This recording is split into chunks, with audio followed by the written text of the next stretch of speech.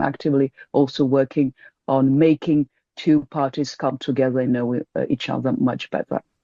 And also, Russia should focus on important domain as Pakistan is a hub that can attract tourism, investments, and it's really a rising force within IT sector.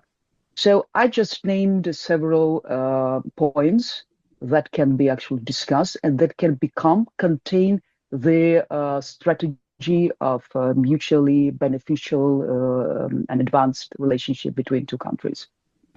Let's hope for the best for both our countries. Moving on to the war between US, Israel, and Iran.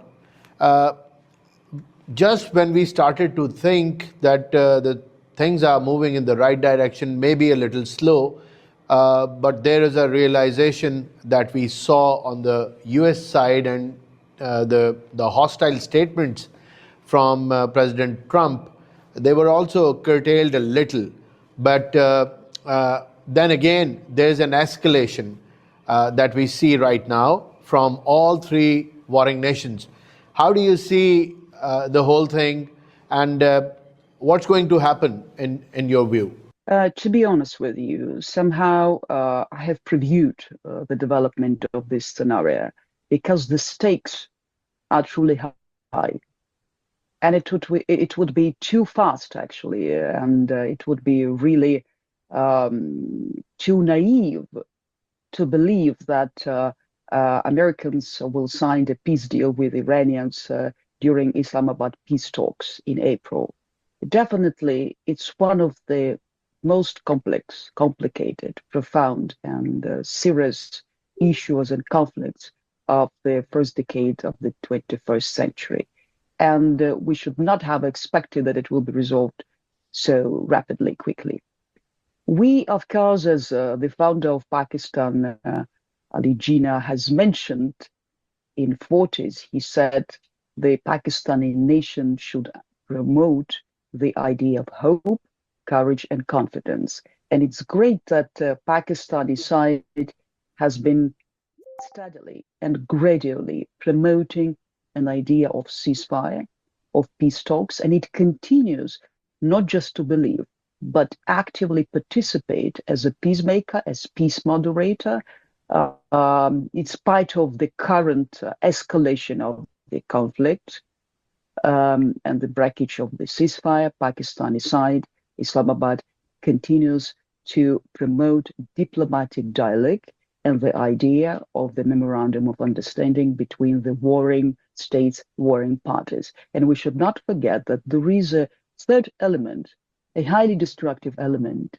which stands on the way of the peace deal. It's Israel.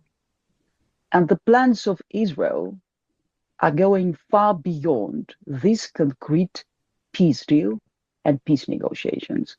Their plans of building a greater Israel, talking in a strategic terms, and their narrative is much more hostile and absolutely does not preview peace in the Middle East. And we can see, we witness what actually they're doing. They're trying to break the ceasefire. They're trying to break all the attempts from the side of Pakistan, and even from the side of Donald Trump, President of the United States, of Washington, to move closer. So they break every single attempt to move a few centimeters forward towards the peace deal.